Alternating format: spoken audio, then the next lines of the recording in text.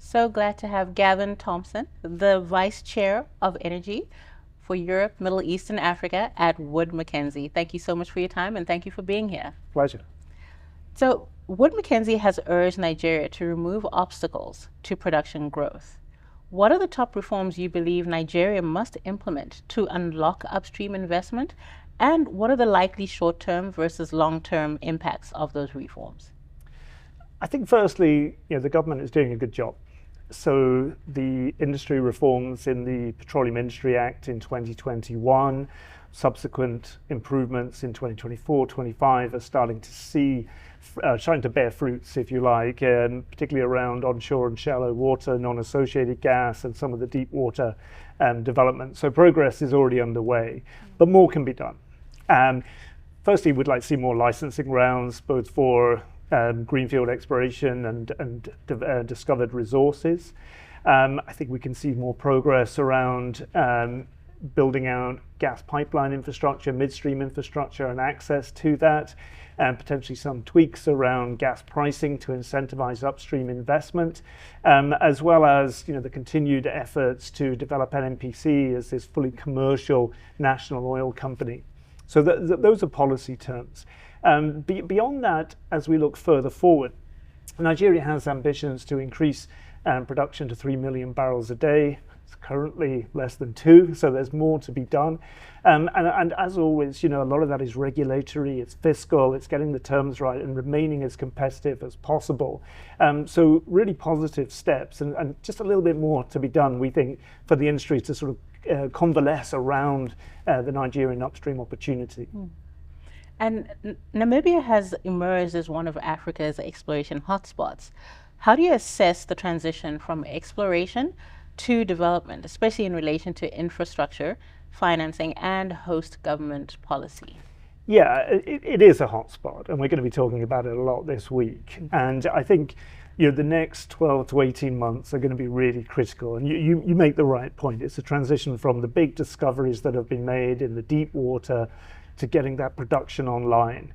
So if you take a project like Venus, it's very deep, it's 3,000 plus meters of water, it's remote, there's not a lot of service industry infrastructure to develop that. So a lot of focus on getting it right. And if you look at the project itself, as well as being very deep and remote, it's quite gassy. It's about 30% gas, and about half of the wells for that project are going to be re-injecting gas into the reservoir so that there's no flaring issues. The fiscal terms are pretty good.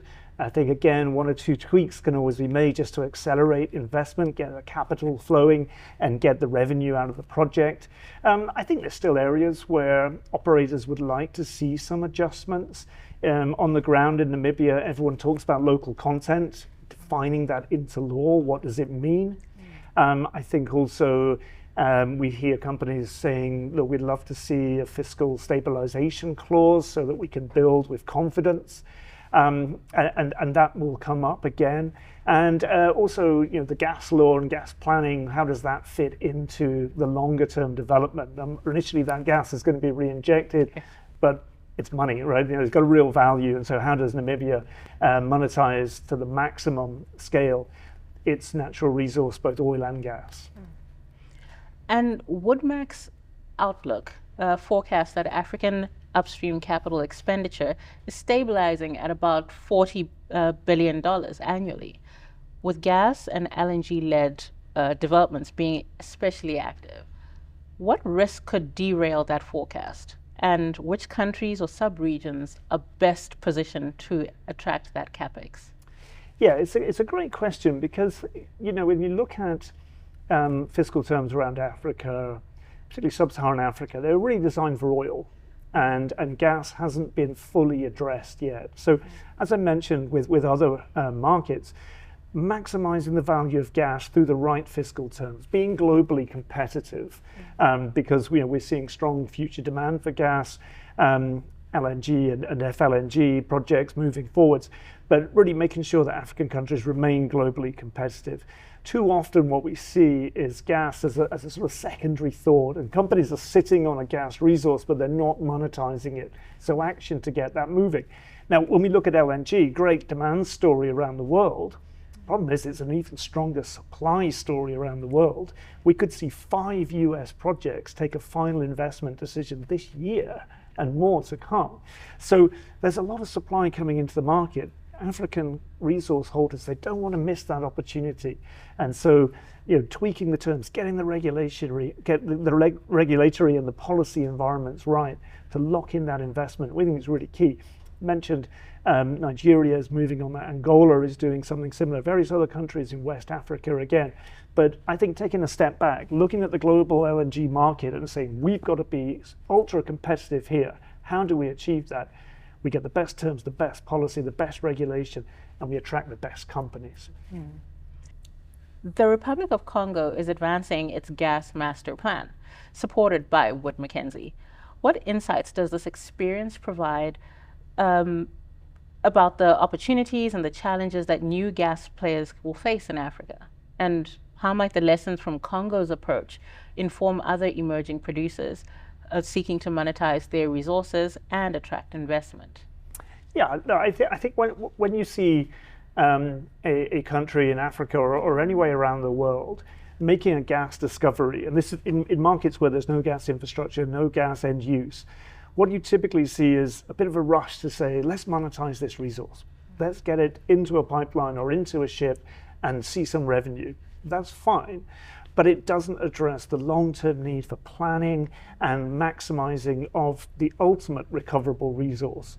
So what will happen is a company will say, great, I've got a resource, it's low cost, I'll monetize it.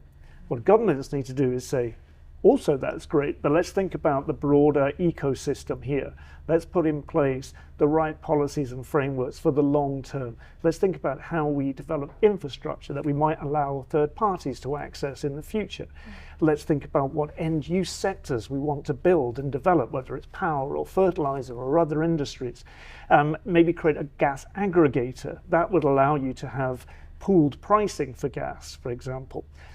So the lowest cost gas might effectively subsidize some higher cost gas, but the consumer knows what they're going to be paying in the future. And countries like Republic of Congo, when they do this, when they do their homework, investors say, we like this. This is giving us confidence, rather than a sort of knee-jerk reaction to say, we made a discovery, let's monetize it. And I think that ultimately master planning is about saying, let's build with confidence for the long term, rather than just try to get the money as quick as possible from a single resource. It's the way to go, and we would certainly recommend it. And given the recent slide in solar deployment in Africa from about 4 gigawatts in 2023 to 3.5 gigawatts in 2024, despite the rising electricity demand, what are the systemic challenges slowing down renewable deployment? And what role does financing, policy instability, or grid integration play? Yeah, the statistic you mentioned is pretty depressing, because what everybody wants to see is increasing access to electricity. So when renewables, for example, cleanest source of power, when we see a dip in the rate of growth, we need to ask ourselves why. And particularly when renewables costs, solar panel costs, for example, have continued to fall globally. Why is that? Look, a lot of that is about financing. It's about countries, companies, financiers saying, what return am I going to get here? And where can I get my best return? And oil and gas has been outperforming cleaner energy. It's a reality, but it's not the exception to the rule.